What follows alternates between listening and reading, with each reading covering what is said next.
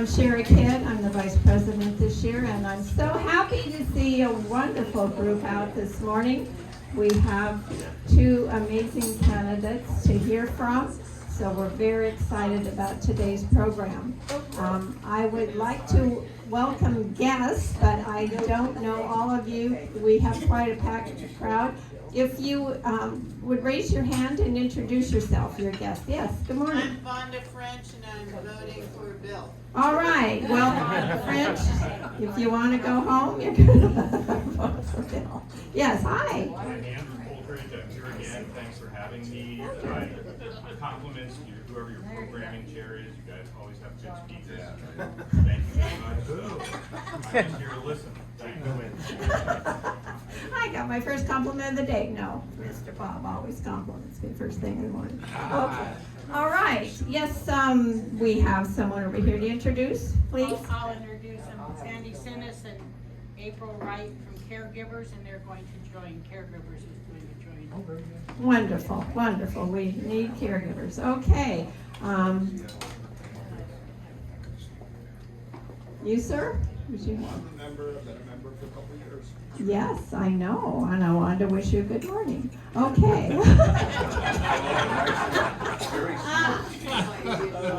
Nicely covered. Nicely covered. What are you gonna do? What are you gonna do? Okay, all right, wonderful. Do we have any business before we start this morning? Any urgent? Yes, hi. It's not urgent. I can give a report on the chamber board meeting please. that we had every month. We would like to hold off on that on some future week. If you would, please, this morning we have two VIP guests. We're gonna get right to it. So Andrew, I'll turn the mic over to you, please. Oh, but I first have a quote from John Maxwell, who says, "The man who knows is the one who goes and the one who shows how to go." So, all right, let's go, Andrew. Once again, I'll practice holding the mic. Ladies and gentlemen, members and guests, candidates, member of the press, good morning. Welcome to another beautiful day in Port Angeles. And it is. We continue along with our general election debate forums. And I believe today is probably one of the most important positions for an elective that we vote on. County Commissioner, a unique role. They are administrative. They definitely act legislatively, and on many issues, they're quasi-judicial, having rulings come before them that they determine. Powerful position. On top of that, there's only 3 of them. So it's 33% of the decision-making is right here, who you elect. Let's listen carefully to why they want to run. Let's listen to their answers, and then in the general election, make an informed decision. Let's start by introducing our candidates. First of all, we have the incumbent, District 1, or District 3, Bill Peets. Bill, welcome. Thank you. And the challenger, current standing city councilman for Port Angeles, Mike French. Mike, welcome. It's going to be the same forum that we use in general elections. Each candidate will have 5 minutes if they'd like to tell us about themselves, why they're running, what policies they want to make, anything they desire. Then they'll have 2 minutes if they wish to follow up, refute, add on, and then we go to your questions. Please remember 2 things, especially with the guests. We love you here, but one of the primary advantages of being a member is you get to ask questions. Also, everyone, remember, your questions must be directed in a manner that both candidates can answer. With that, Bill, you'll start first. 5 minutes, please. Thank you very much. It's an honor to serve you as County Commissioner. I'd like to speak to, and thank you very much, PABA, for hosting this forum. This is our first opportunity for a conversation. I'd like to share some of my qualifications and then discuss some of the activities I'm involved in throughout the county. I'm a decorated veteran. I have 35 years of experience in management, and this will be my 3rd term, so I've got a big feel for the work that the county commissioners do. And one of the things that I really do take pride in is the fact that we've got balance in our current board. 1 Democrat, 1 Republican, 1 Independent. And that cuts out a lot of political nonsense, if you will, partisan nonsense. That's very evident in the work that was done for COVID.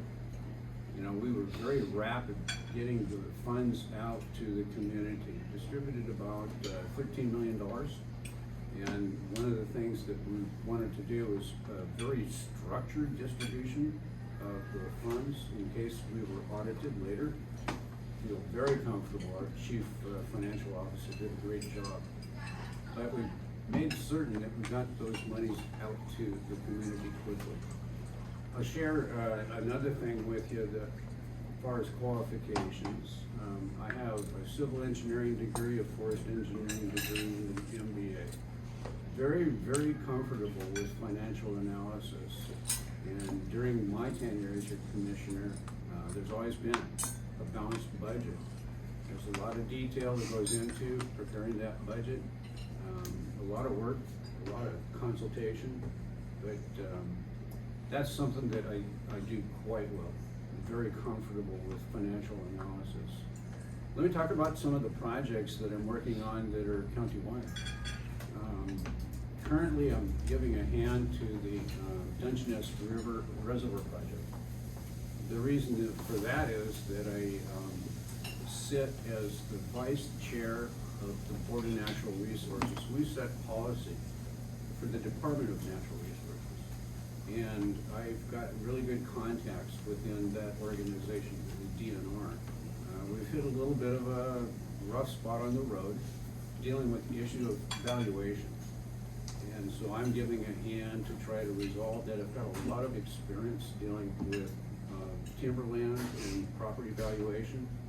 And I know who to reach out to within the DNR. So we're making some progress there. Recently I reached out to Congressman Kilmer for funding for the Fierro Marine Center. And I recently also contacted a company that's interested in considering relocating in Port Angeles. I've been successful getting 2 companies in the West End to come join us. It's 2 sawmills. They're brownfield projects, smaller in scale than what we see here with Interfor, but it'll bring 100 family wage jobs, $50,000 a year, to a community that has an average per capita income in the neighborhood of $30,000. Very, very much appreciated. So I just want to share that I believe strongly in collaboration and transparency. And I hope you have really good questions for me, because I'm going to answer especially the tough ones. Thanks very much. Thank you, Bill.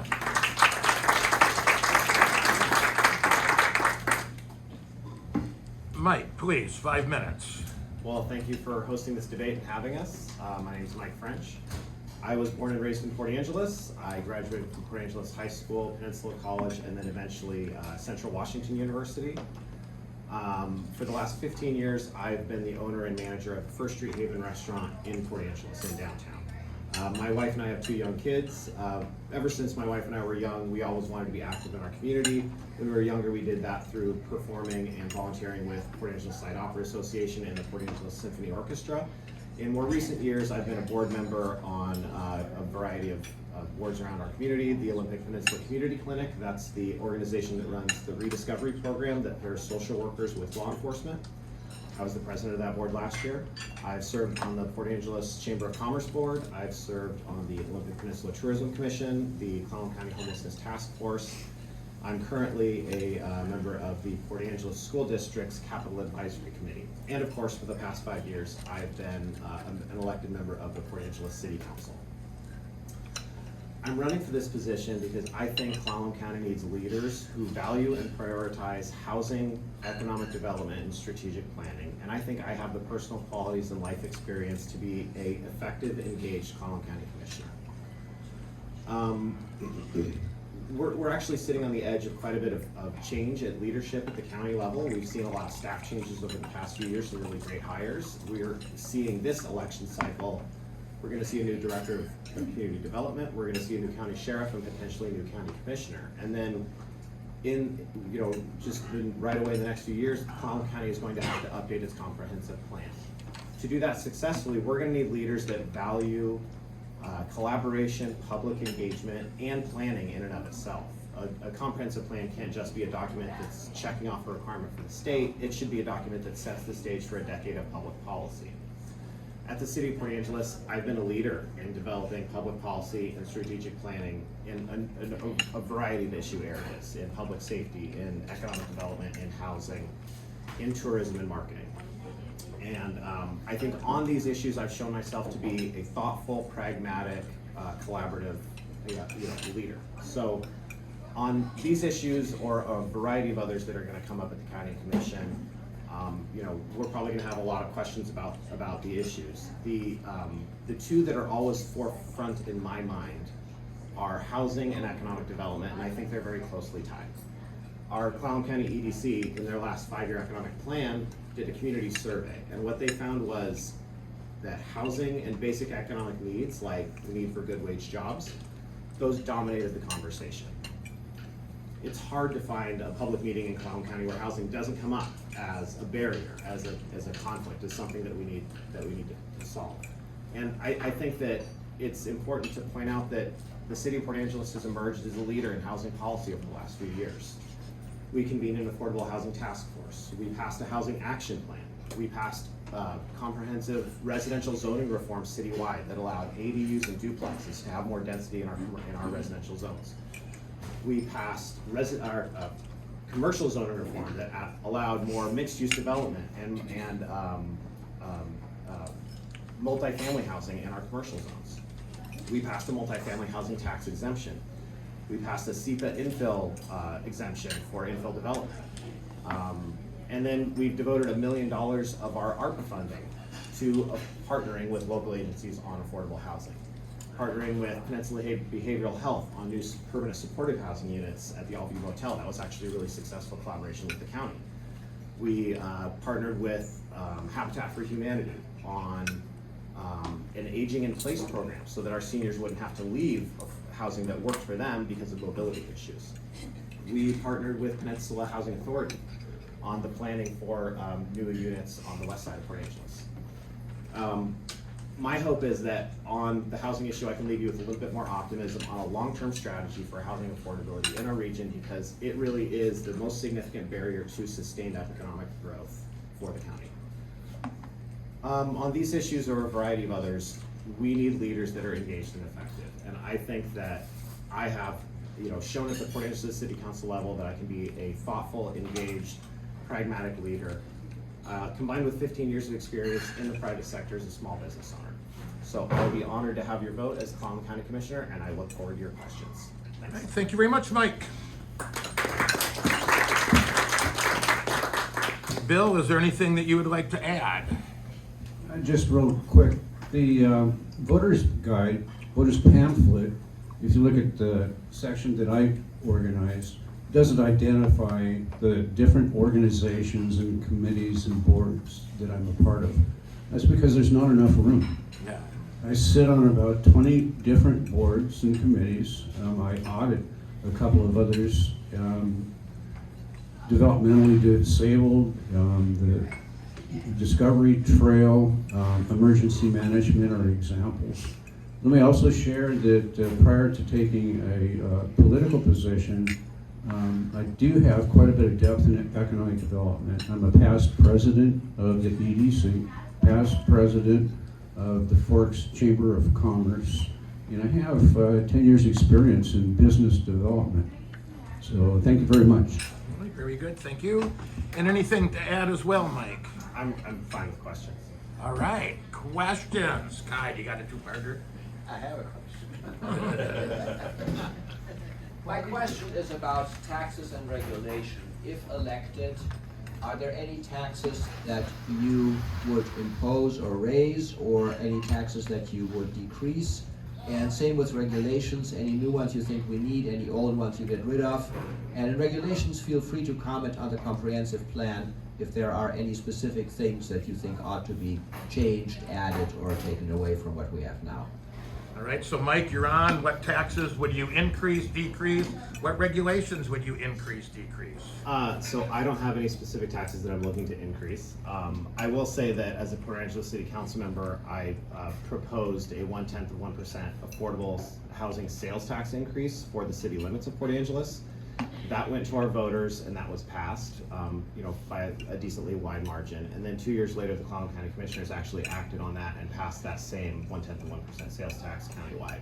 That was a revenue stream I did support because I think that, we're going to need to pile on incentives to get the housing market kind of built.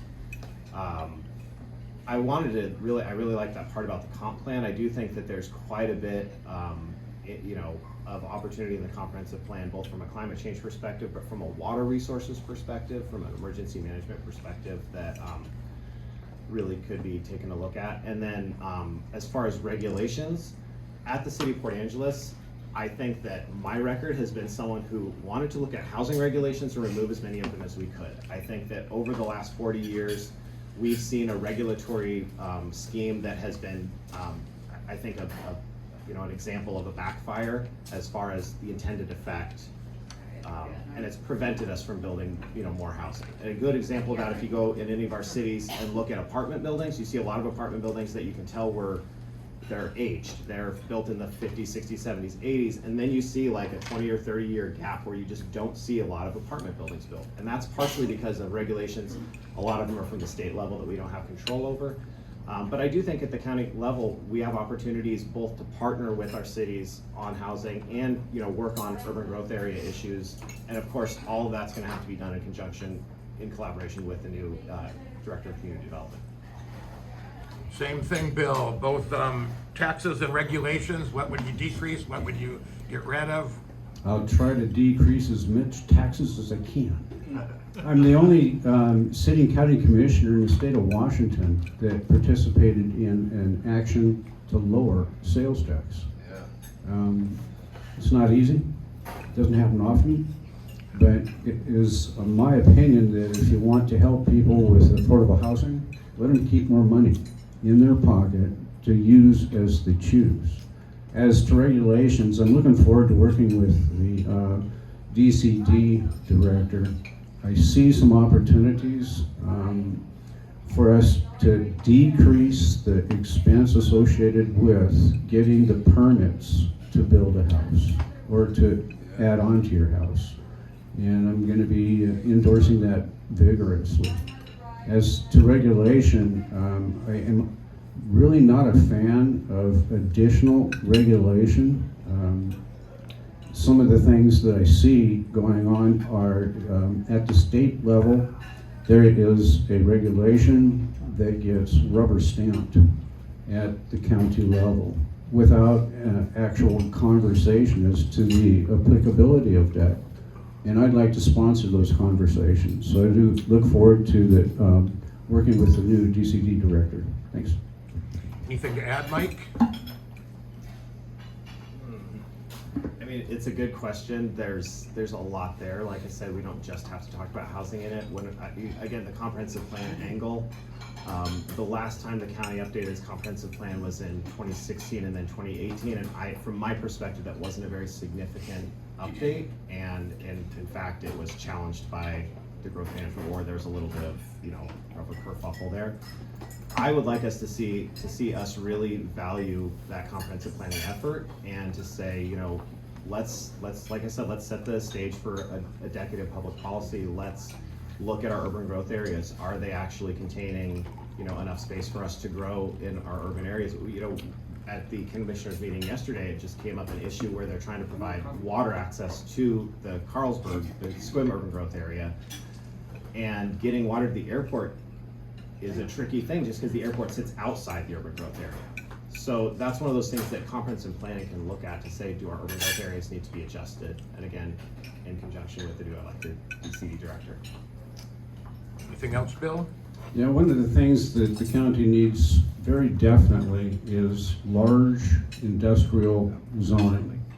In fact, I've worked with some companies that were interested in relocating here, but They didn't, because they couldn't find a parcel that was large enough. DCD may tell you that there's lots of acres, but crawl into the detail. Those are small parcels. So one of the things we most certainly need is a focus on where to place more industrial property.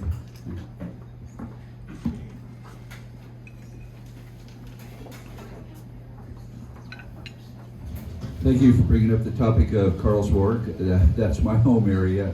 Yeah, we're really interested in your positions on the urban growth area there and the waste transfer station. Could you talk a little bit about that? So let's see, Mike, urban growth area in Carlsberg? So Waste it's an interesting treatment? question. Being at the city of Port Angeles, we just broke up our contract with Waste Connections, obviously in a very public way. I will say that it's a lot more complicated at the county level. We've seen a lot of growth on the eastern half of our county. And so, I do think that for a variety of, there's a lot of people in that half of the county that feel underserved as far as waste transfer. So I understand the need for some amount of service in that area. I do think that positioning and the location of that is gonna be really tricky to figure out, because obviously we've seen a good amount of community, concern about the proposed location of it now. But I will say that, we need to be serving our county equally. Obviously, growth is happening on the east end, and so that's where they might need those more services as far as waste. I really actually applaud the commissioners working with the Clallam County PUD on increasing that water service to the growth area over in Carlsberg. But I'll also just point out that, it's important for us to be educated on all the issues countywide, but we're running for the Western District. And so our focus, I'm sure, is going to be on how do we provide, adequate services to the west side also. Bill, Carlsberg, UGA, waste transfer station. We need the waste transfer station, and we can cut through an awful lot of nonsense by talking to people about what they really need. As to development of water in the area, that is something that I'm very, very much in favor of. Deep well that is being proposed provides housing opportunities. Right now we've constrained. So I do believe in supporting the UGA and look forward actually in the comprehensive land use plan, this issue with regard to getting water and sewer to the airport makes no sense. We can't get water, but I am looking for the opportunity for us to strongly consider where do we want growth? And to me, the answer is infrastructure. Let us focus on the infrastructure. Thanks.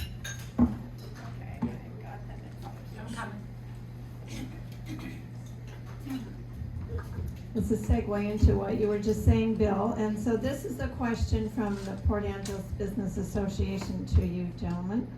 How will you work with the elected DCD director to bring both private and public economic infrastructure into being, or for existing works to bring those up to the 21st century standards? And you're on first, Mike.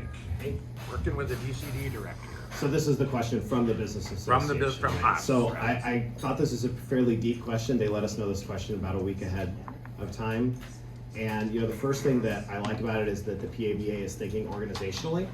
And that's my first takeaway is how is Clallam County thinking organizationally about these issues? There's some organizations that do really well thinking, that holistic level. I think the Port of Port Angeles is an example of that.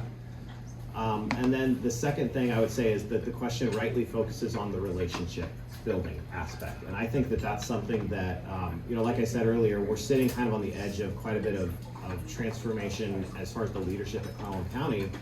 So now's really the time to just say relationships matter, collaboration matters, this is gonna be a priority for us. This was something that we actually added to our strategic plan at the City of Port Angeles was we're not gonna be able to get anything done in all of these other areas unless we have good community relationships with other organizations and unless we're working together inside of our organization.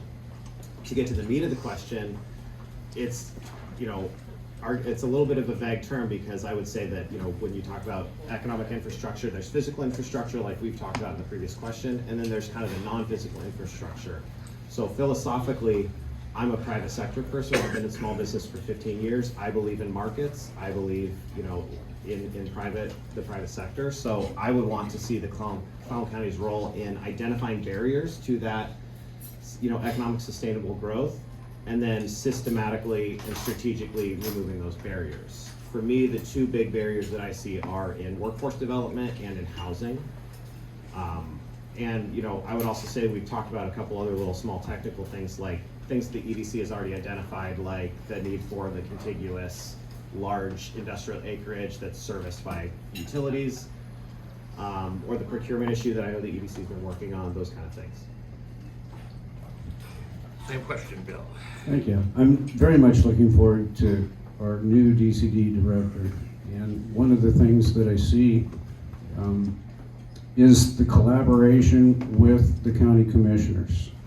As an example, being able to identify where we should be considering infrastructure. It's the Department of Development, Community Development, and I'd like to focus on that.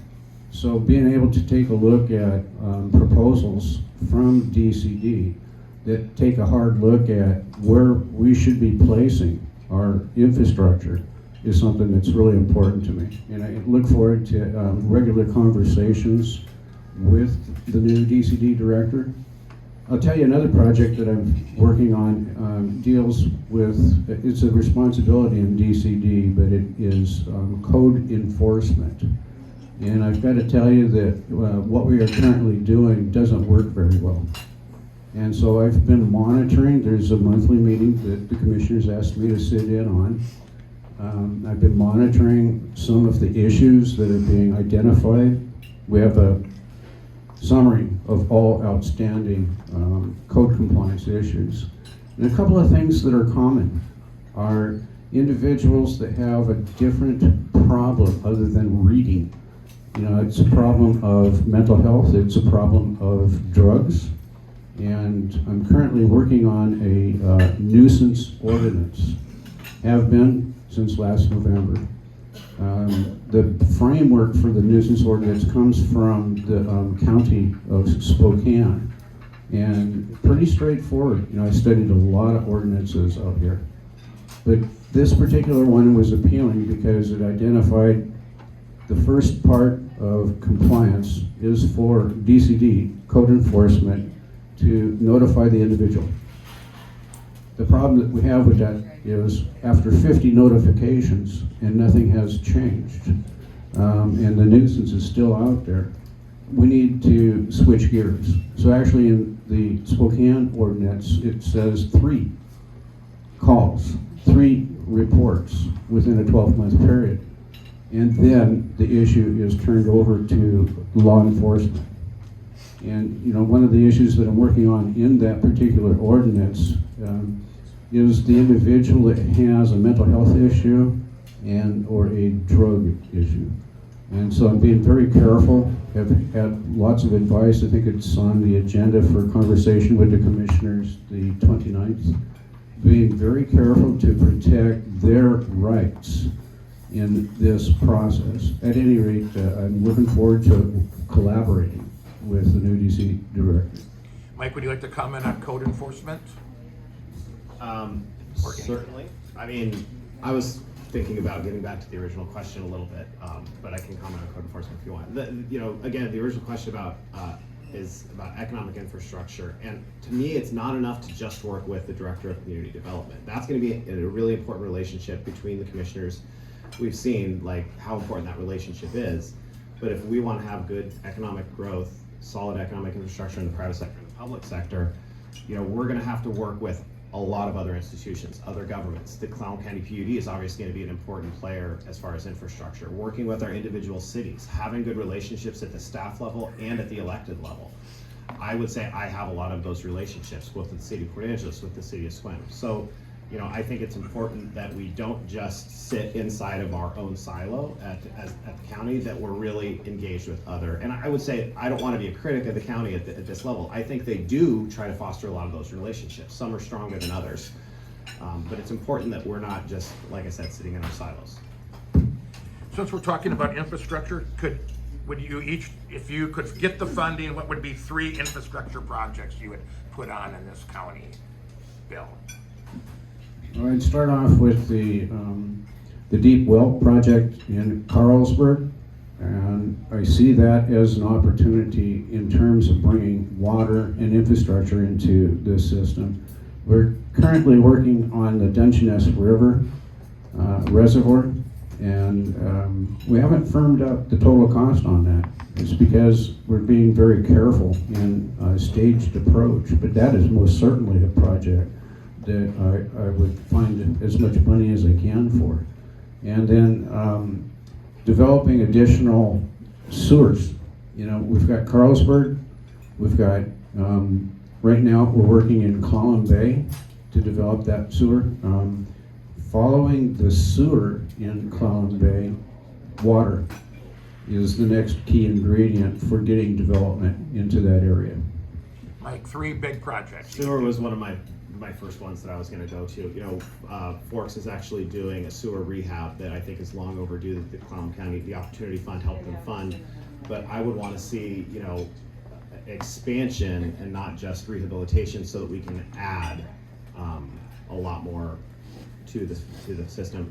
The off-channel reservoir of the Dungeness is another great project that I think that, you know, does float to the top of my list. And then transportation, road stability. When we look at, you know, especially on the west end, we've seen quite a bit of disruption on, like, you know, the big slide on 112. Those are issues that obviously we're going to have to work on with our state legislators, and those are tough issues. That's a road that's just constantly, you know, on a piece of land that's constantly moving. And, you know, but I think that with a lot of that, you know, the huge rainfall events that we had, was it last year with the landslides, we got to see kind of a preview of what a big earthquake could look like. And it wasn't pretty when you get out to the west end. There's a lot of places that get, you know, become islands. And so, you know, I think infrastructure projects to shore up transportation is toward the top of my list as well. Next question. Good morning, and thank you both for being here. You have both excellent background in involvement with your community. You obviously both very much care about your community. So it is a little difficult for me yet to tell exactly why I should vote for either one of you. Could, without being personal, just based entirely on your experience, why should I vote for you versus your opponent? Thank you. Bill, why vote for you? One of the things that I bring to the table is enthusiasm to see funds. Bill, can you use the microphone? Oh, I got a microphone too. Now you have Now I have 2, so I'll speak in stereo. One of the things that I bring to the table is I'm a strong supporter of funding for schools, hospitals, fire districts, and library. I do that through a role that I play. I was elected by 32 of our counties who have timber to sit on the Board of Natural Resources. I've been there longer than any other member, and I've been a very, very, very strong advocate of the use of the funds that DNR generates for schools and for hospitals. And here's the reason: they need it. But if they don't receive those funds, they're going to come out of your tax dollars, increased taxes. There you go, stereotype. All right, Mike, why vote for you, not the guy next to you? So I gotta say, I think it's my fault that you're not seeing large distinction. I'm the challenger, so I'm supposed to be the one that draws the distinction, right? I'm supposed to talk about how terrible all the decisions have been and why you need to elect me to fix it, which unfortunately that's just not the case of how I feel. I think we have a county commission that does care about the community, that wants to do the right thing. So if it's okay to have a little bit of a preamble, last week Sherry shared a quote from Teddy Roosevelt, and it was about being the man in the arena. And it's one of my favorite quotes. And it's a long quote, so you have to truncate it, but the first sentence Sherry didn't tell us that I think is the most important sentence. And that sentence is, "It is not the critic who counts. The credit belongs to the man who's in the arena, whose face is marred by dust and sweat and blood, who strives valiantly, who even when he fails while daring greatly." But that first phrase, "It's not the critic who counts." I don't want to just be a critic. I want to analyze. I want to provide analysis and not just criticism. So that's my preface to everything here. I think that the biggest distinction that you can find is in how the philosophy that we bring to the housing issue. Because like I said, I think housing is going to be our most critical challenge for a generation. I think if we don't have long-term solutions that actually have a theory of the case behind them, that we're going to fail and we're going to see high housing costs for 20 more years. So I will go back to a couple decisions that the commissioners made during the pandemic that I think that if I had been on the commission, we might have had a different discussion. And those would be the social distancing center and the expansion of the Serenity House homeless shelter on 18th Street in Port Angeles. And at the time, I don't want to just be a critic. My philosophy of housing is when it comes to especially homelessness and that, we have a coordinated entry system that gets people into the system, tries to find them housing opportunities, helps them place in temporary housing like a shelter. But the choke point that we have is in the exit. How do they get from the shelter into a house? And what we're going to need is a variety of housing for them to get into. Some is going to have a lot of services, some is going to be temporary, but a bridge, a step up, right? But that's our choke point. We don't have a way for them to get out of the shelter and into housing. So if we have 100 people that would otherwise go into a 50-person shelter, is it a better decision to double the size of your shelter or try to fund 50 new housing units that are at that low end that have the support that they need so they can go into? My philosophy would be, I want to work on building those 50 new housing units, not increasing the capacity of the shelter. And I would say this is a philosophy that I've gotten from cities like Salt Lake City, who have had a lot of success in eliminating homelessness, and they have not done it through increasing shelter capacity. They've done it through increasing that permanent supportive housing capacity in their community. Anything in defense of that decision? No, not so much. What I'd like to share is that the county has been involved in creating 100 beds, full-time, all year around, to assist people that are homeless. My solution to the housing issue is family wage jobs. If we give people the opportunity to use their money to buy what they want, then I think we're going to see a lot more new construction or moving up, and that's going to create, as people move up in terms of the quality of their house or caliber of their house, people that will take their previous housing. Regulation, especially in land use planning, will play a key role in that process. And I really do think that there's a need to take a hard look at the cost of construction. In some cases, it's far too high. Take a look at what Builders Association would share with you in terms of building and where you choose to build. So I believe that the issue that we're dealing with housing is a multiple-pronged approach. I do not agree we're going to see a 20-year prolonged problem. What we are experiencing is the impact of 2% interest rates and what that has done to the market. A lot of people have moved into real estate, and that has created a problem in terms of people that would like that house, but it's being purchased by somebody that's just making an investment. So I share with you that it's a multiple-pronged approach relative to housing, and my approach to having those houses built that you're talking about, Mike, is first, let's develop the infrastructure. Then let's allow people to keep as much of their paycheck as we can.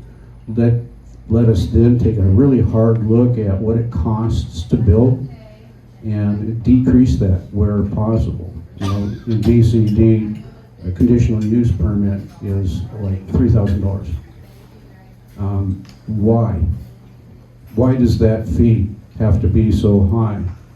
I had an interesting conversation a couple of years ago with the DCD director about why can't we decrease that? So at any rate, I think it's a combination of factors. Yes, there is an opportunity for us to work with many different organizations to try to find housing solutions. And the county is actually interested in making sure that we coordinate all those different revenue sources. You mentioned 1509. There are other revenue sources that the county is trying to pool, but it takes a director that understands financial management and good collaboration with people to see that we're using the funds properly, and that's not going to be a simple job. Any final thoughts, Mike, on this? So, a couple of notes. Bill's absolutely right on the interest rates. I'll get back to that in a second. When we increase people's wages, but then they compete for a set number of items in the market, like houses, all that does is drive the house prices up, right? If we don't increase the supply that people are going after, the laws of supply and demand still apply. If there's a set number of houses, if we're not increasing our supply, more people are still competing for that supply. That drives house prices up. Freddie Mac did a research note in June that talked about nationwide the 4 main reasons that we're seeing high housing costs. One is interest rates, like Bill said. That's absolutely true. That created a rush on the bank as the Federal Reserve signaled interest rate increases that were probably about 5 years too late. The other 4 are demographics. There was a little bubble of first-time home buyers. We don't have any control over that. The other one was migration, as people moved from cities to areas that had housing crises like ours. We don't have control over that, and that is going to be continuing. We are going to see migration for a lot of variety of reasons. You know, obviously our climate, our beautiful area, that is going to continue to put pressure on our housing prices. The other one, the only one that we have control over, is supply. One of the 4 main drivers of housing costs is a constrained supply. Part of that is we've had less distressed house sales because we did a pretty good job of keeping people in their housing over the course of the pandemic, much better than in 2008 when the housing bubble popped.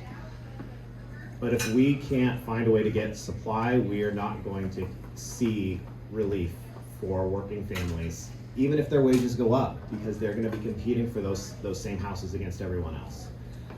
And I would say that I agree with Bill on infrastructure comes first. What comes next is workforce. We still don't have the workforce in a lot of areas. We have, I think, a really good home builder, workforce, but we don't really have a multifamily development sector in our local community, and that's something I think that we need to take a hard look at developing on our own, possibly with some upfront subsidy to make sure that they can get rolling, because that's a difficult thing with the cost of bringing in workforce from outside of our area. It's just not tenable.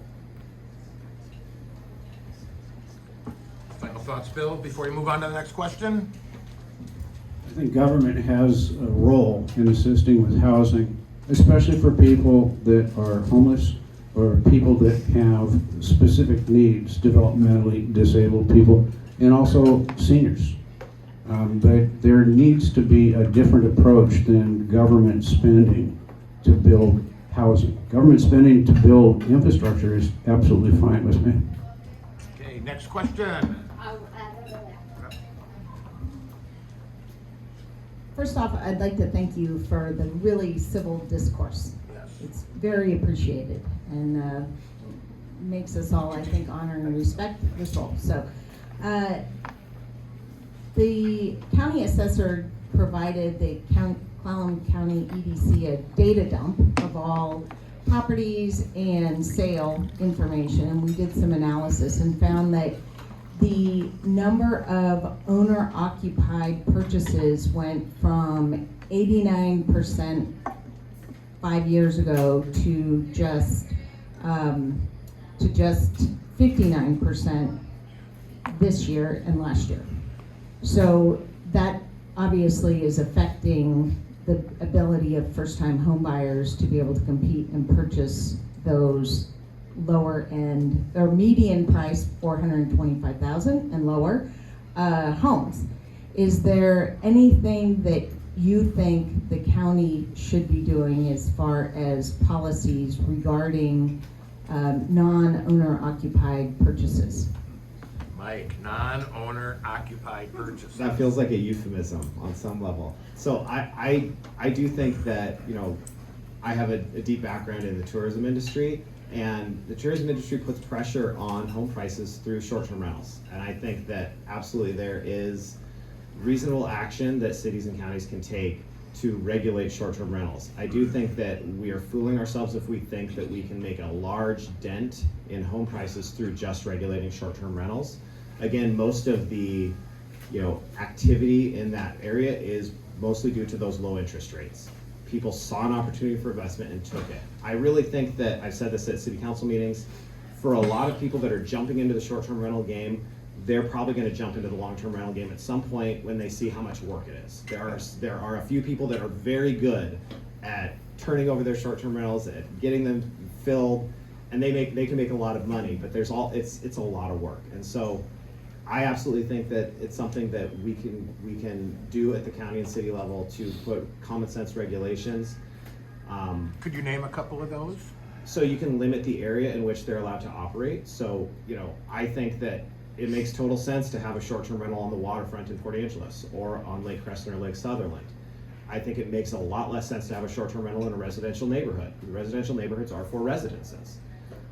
And so you can literally just put, geographic restrictions and say these are not allowed. I think when you try to regulate them through fees to generate revenue for the county, the revenue doesn't really matter in a way, and they'll just pay the fees. So geographic restrictions to make sure that they're only happening in areas where they make sense. Honestly, a lot of people in residential neighborhoods don't appreciate people coming and going, from a tourist perspective, parties happening and things like that. Same question, Bill. So we've got a decrease in owner occupied. Can the county do anything about that? We shouldn't touch it. I believe in a free market, and I believe that we're going to see a change in how many of those occur in the next 5 years. Are you aware that a lot of contracts, mortgage contracts, have a fixed rate for a few years and then a variable? When those contracts, usually 5-year term for the fixed rate, when those contracts start to expire, we'll see how many people want to continue paying it used to be 2%, and now it's 6%. So my prediction is that we're going to see an increase in availability. The other thing I'll share with you is I've heard this conversation before. It's not only investors from out of town that are investing in properties, it's local people that are investing in properties.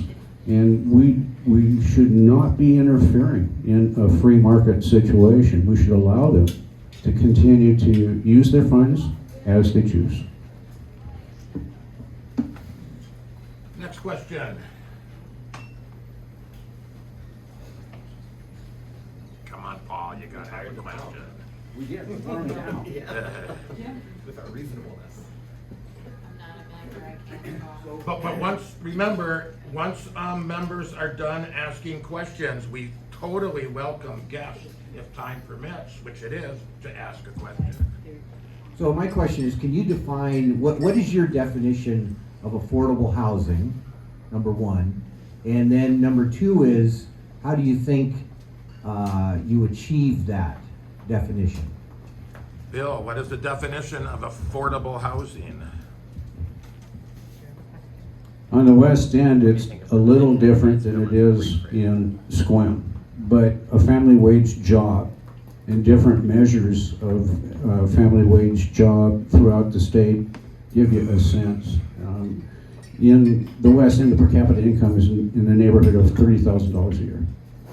You're not going to get a mortgage if you're only making $30,000 a year. At $50,000 with benefits, you stand a chance. It might not be a $450,000 house, but it will be yours. So the way I propose that we make that happen is through employment. Give people the opportunity to get a family wage job. And that's what's sincerely missing right now. I do believe, especially in the West End, we have a lot of people that are underemployed. When the industry, the timber industry slowed and mills closed, a lot of people chose to stay there because they loved the area and their relatives and their friends, and so they took other jobs. When the 2 mills that are currently under construction are active, I expect to see a lot of people moving into those family wage jobs. So the short answer to your question is you need family wage jobs. The income level varies across the county, But one of the things that I'm sure of is at $30,000 a year, you're not going to qualify for a loan. Mike, what is the definition of affordable housing? How does the county help achieve So there's that? two, and they're hard to disambiguate, I think. The one is the state's definition as it applies to low-income housing, right? They call affordable housing basically, and it's based on the area average median income. I like to talk about housing affordability because I want to make sure that everyone in our community has housing options that are, reasonable quality and reasonable price. And that applies to, people like we're talking about at, the working class level. That applies to people at the higher professional level that have higher wages as well. It's hard for our medical facilities to recruit doctors because of housing issues and because of other things. Like, I want, if a doctor wants to move to town to work at the Jamestown Clinic or OMC, I want to make sure that they have housing options that work for them. So it's not just about talking about the low income levels, it's talking about, we talk in the parlance about the missing middle and even up to upper end. If someone comes to town and says that they want to build in that upper end, I'm okay with that. I want more housing supply in all of those areas. And how do we get there? I think, at the city council level, what we've said is we want to get rid of as many regulations that we have control over to let the free market build, to allow density. Philosophically, I'm an urbanist. I want that density to happen in cities and urban growth areas. When you get out into the rural sections of the county, I want to preserve rural character. Of course, all of this stuff is going to have to be a conversation with the public and with our Director of Community Development. But philosophically, I want to see, philosophically, I would love to advocate at the state to remove, energy code, building code issues that I think are, again, backfiring, at the state level. I don't think that's going to happen. I'm unfortunately a realist on that, but from the state level, they have a lot of environmental policy that's mixed in with their housing policy, and it backfires. It creates suburban sprawl. It doesn't create urban dense housing, which actually would be better for climate. And so I want, there's so many little fun facts if you learn about this. In the 1920s, New York City built more housing units in one decade than they did in the next 5 decades combined. One decade in the 1920s, they built more housing units than in the 1930s through the 1980s or 70s, whatever it is. We used to build housing. We used to build it very inexpensively. We decided then that it should never burn down, that it should be incredibly energy efficient. Those are good things, but they have consequences, and the consequence is higher housing costs for all of us. Bill, are you an urbanist? Should we be compacting people into higher density areas? Well, District 3 has 875,000 acres. There's room for everybody. No, I'm not an urbanist, but I recognize that's part of the community. And one of the things that I really am concerned about is the way construction rules get just passed down without any filtering. Stormwater runoff is a classic. Look at the cost of that decision. What is the benefit associated with it? But no, I enjoy living in a rural community. And I just want to clarify, I want people to be able to enjoy living in rural communities as well. I want the growth to happen mostly in urban centers because that preserves the rural way of life for people, right? It goes both directions, I think. All right. Ah. Yes, Don't go. Yeah. yes, District 3, as you know, is probably our most diverse district. It's becoming increasingly Port Angeles centric. We have candidates from Port Angeles, candidates from the West End. I'm wondering, how will each of you manage the needs of each of those populations and the dynamic of serving the needs of each of those populations? Thank you. Start with Mike. So, very diverse district. How do you represent everybody? That's a very good question, and it's something that's been on my mind since the beginning of this campaign. I will just admit that serving the West End and representing them is going to be a learning curve for me. I think I have some contacts and some experience with it, living in Port Angeles for a lifetime, but it's going to be a learning curve. And I would say that in my lifetime, I have not been scared of learning. I bought a business at age 25 in 2008, and then the world economy crashed. That was a learning curve. I joined city council, that was a learning curve. So I'm not scared of that learning opportunity. I embrace it. I would say that I have made a good amount of connections on the West End through a lot of my city council work, serving on the homelessness task force with Sherry Tinker, who's out there, operates a homeless shelter in Forks, as the director of Northern North Olympic Regional Veterans Housing Network. I serve on the Olympic Peninsula Tourism Commission with Lissy Andros, the Chamber of Commerce director for Forks, who is a whirlwind. She's amazing. And I would also say that I think people in Port Angeles would be surprised at how much we are following the lead of the West End in some issues. I'm on, like I said, the Port Angeles School District has a capital advisory committee. We're building a new sports field at Monroe, and then we're planning the build of the Stevens Middle School that the voters passed the levy to make this all happen. We wanted to build a really high quality sports field. So where did we go to take a tour? Forks High School, because they did it already. They did it actually without any debt. Forks School District is actually a really impressive school district. They've jumped into online learning opportunities as a revenue generator and done a very good job. They built a new sports field that handles the rain. It doesn't flood their sports field. And they're building now a new grandstand, right? When we're looking at the different opportunities for design, bid, build, or other ways to build our Stevens Middle School, where did we go? We went to the Quileute new school that they built on the west end, out there. So there's a lot of opportunities for us to learn. I would say that as a restaurateur, like I said, I bought my restaurant in 2008, and those next 4 years were some really rough years as the economy was not doing well. I'm not sure my restaurant would be here if it wasn't for Lissy Andros and Forks and how they marketed Twilight. Like, as funny as that sounds, they were kind of the leaders as far as a regional tourism marketing strategy, and it started with Twilight, and then we built it from there. We took that out in Port Angeles at the Chamber of Commerce level, built a shoulder season, really built up the tourism economy that is working really well for all of us. So I think there's a lot to learn from the West End. And before we get to Bill, so we can have a chance to answer, both parties can have a close. Madam Chairman, pertinent to our bylaws, I move that we extend up to 15 minutes. I second it. All in favor? Aye. Okay. All right, Bill, District 3, how do you serve such a diversified group from coming into PA all the way out to past Forks?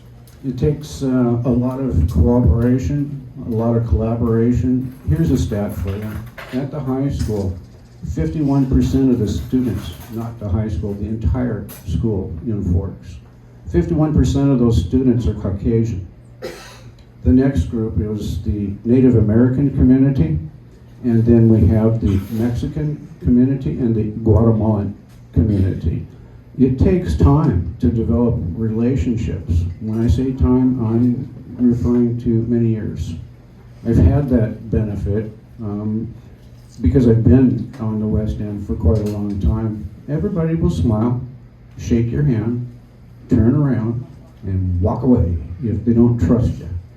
And so it takes a long time to develop the trust. It takes time to understand the needs, and they're not uniform. But relationships matter. The West End's also quite parochial. And so if you know how to network within that community and you have credibility, it gives you an opportunity to listen to some things that are important that may not make it to the county commissioners' meetings. But it gives you an opportunity to listen carefully, not only with your mind, but with your heart. Well said. All right, any other questions? All right, seeing none, first of all, as always, and I agree with Colleen, what a refreshing debate. Two people that are actually having a discussion, respecting each other. And with that said, anybody should have respect who comes in front of the public and asks for your support and puts themselves out there. So please, let's thank our candidates.